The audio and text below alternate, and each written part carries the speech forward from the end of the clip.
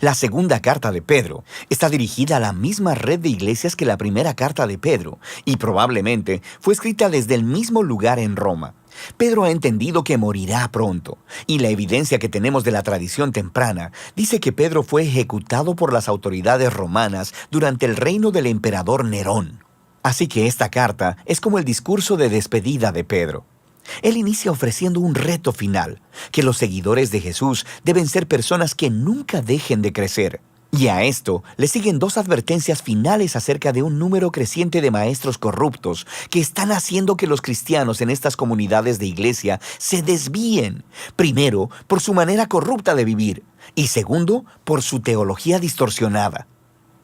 A lo largo de la carta, Pedro está combatiendo las acusaciones que estos falsos maestros han hecho contra él y los otros apóstoles. Y el objetivo de Pedro es restaurar la confianza y el orden a estas comunidades de iglesia. Así que Pedro inicia recordándoles a estas iglesias que a través de Jesús, Dios ha invitado a las personas a participar de su propia naturaleza divina. Esto es, a compartir el amor y la vida eterna de Dios. Esto es completamente asombroso y requiere una respuesta de por vida. Recibir este regalo significa un compromiso a desarrollar los mismos rasgos de carácter que distinguen a la propia naturaleza de Dios. Aquí, Pedro lista 7 rasgos que deben procurar, y el último abarca y corona todos los demás. Es el amor, el cual, de acuerdo a Jesús, significa dedicarte al bienestar de los demás, no importa cómo respondan o qué tan costoso sea. Amar, de acuerdo a Pedro, es compartir la misma vida de Dios. Pedro luego declara el propósito de la carta, que es el funcionar como un monumento a su enseñanza para que pueda ser transmitida a las siguientes generaciones, ya que no le queda mucho tiempo para estar ahí personalmente. Así que, antes de morir, él quiere abordar estas objeciones y acusaciones que están siendo hechas por los maestros que distorsionan las enseñanzas de Jesús y de los apóstoles. De manera que Pedro primero aborda una acusación repetida por los escépticos presentes y futuros, en el sentido de que él y los apóstoles simplemente inventaron todo esto de que Jesús se levantó de los muertos, que es el Rey del mundo y que Jesús en realidad no volverá. Así que Pedro ofrece su testimonio ocular sobre el poderoso momento en el que Jesús se transfiguró en la montaña. Recuerda la historia en Marcos capítulo 9. Los apóstoles vieron a Jesús como el Rey exaltado y su resurrección significa que Él está vivo como Rey y regresará un día para rescatar al mundo. Así que el futuro regreso de Jesús para traer el reino de Dios cumplirá todo lo que las antiguas escrituras han estado señalando. Las palabras de los profetas del Antiguo Testamento no son fantasías fabricadas. Es a través de las palabras humanas de la Escritura y a través del Jesús humano que Dios mismo nos ha hablado. Pedro luego continúa para lidiar con las amenazas que levantaron los líderes corruptos en la iglesia y se enfoca en otras objeciones que ellos plantearon. Primero, estos maestros niegan la idea de una rendición de cuentas final, donde Dios va a ser responsable a todas las personas por sus decisiones. Y esta negación, convenientemente, permite a los maestros ignorar la enseñanza de Jesús acerca del dinero y el sexo, porque están haciendo mucho dinero al enseñar en las iglesias, sin mencionar el hecho de que están teniendo sexo casual. Pero Pedro le recuerda a los lectores que Dios puede responder a la rebelión con su justicia, y lo hará. Él recuenta 3 ejemplos antiguos de cuando Dios hizo eso. Primero, él menciona la historia de los hijos de Dios en Génesis 6, como fue interpretada en una popular obra judía de aquel tiempo, llamada Primera de Enoc. Primera de Enoc dice que los hijos de Dios son ángeles rebeldes que cruzaron la línea y se acostaron con mujeres, ganándose el juicio de Dios. Pedro luego habla de la historia del antiguo diluvio y después de la historia de Sodoma y Gomorra. En cada caso, hubo una rebelión que llevó al juicio divino. Pero Pedro dice, Dios siempre fue fiel en liberar a su pueblo y utiliza la historia de Lot para poner un ejemplo.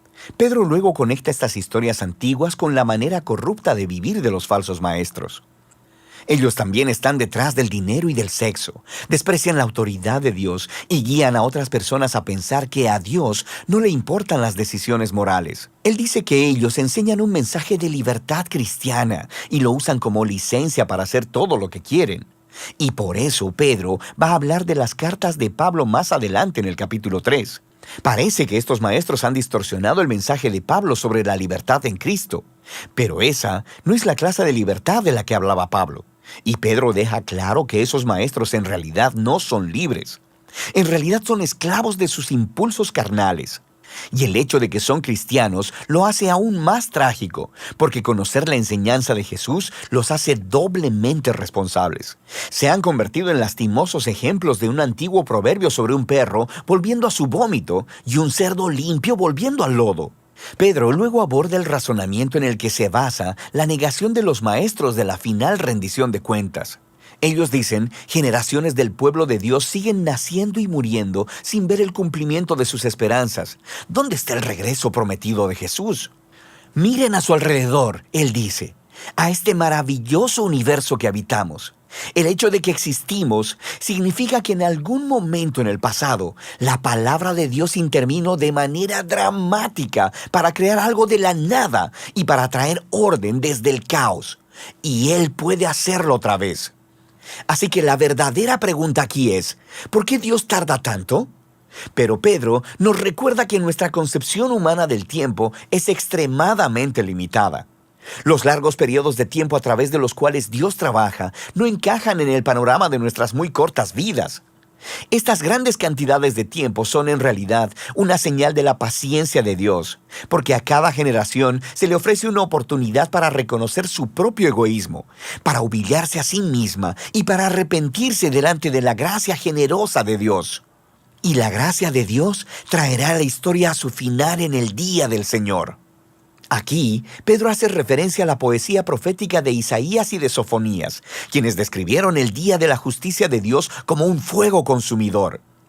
Pedro dice que los cielos pasarán y los estoicheia serán destruidos por el fuego. Esta es una palabra griega que puede referirse a los elementos, y en ese caso significa la disolución del universo material. O probablemente se refiere a los cuerpos celestiales. En otras palabras, las estrellas. Eso es lo que significa esta palabra en Isaías 34, de donde Pedro está citando. Y en ese caso, esta frase es una metáfora sobre el cielo siendo desprendido, por así decirlo, delante del Dios que todo lo ve. Y entonces, por eso Pedro dice que el día del Señor resultará en la tierra y todas sus obras siendo expuestas. El propósito final de la justicia consumidora de Dios no es eliminar el universo material. Más bien, es exponer la maldad y la injusticia y removerla para que una nueva clase de cielos y tierra puedan emerger. Una que esté permeada de justicia, llena del amor y del pueblo de Dios, quienes conocen y aman a Dios y a su prójimo como a ellos mismos.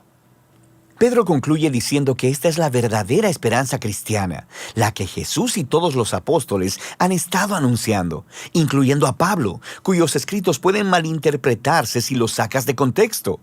Pero todos los apóstoles están en la misma página. Y así, Pedro termina su discurso final a la iglesia. Ahora, el tono de segunda de Pedro se siente muy intenso, pero su pasión viene de una firme convicción de que Dios ama a este mundo y está determinado a rescatarlo a través de Jesús. Así que esto significa que el amor de Dios debe confrontar y lidiar con el pecado y la injusticia que arruina su amado mundo. Y en el tiempo de Dios, Él lo hará, abriendo un nuevo futuro para la humanidad y para el universo mismo. De manera que segunda de Pedro tiene una visión amplia y expansiva de la esperanza para todo el mundo y nos reta a examinar nuestras vidas diarias. Y de eso se trata la segunda carta de Pedro.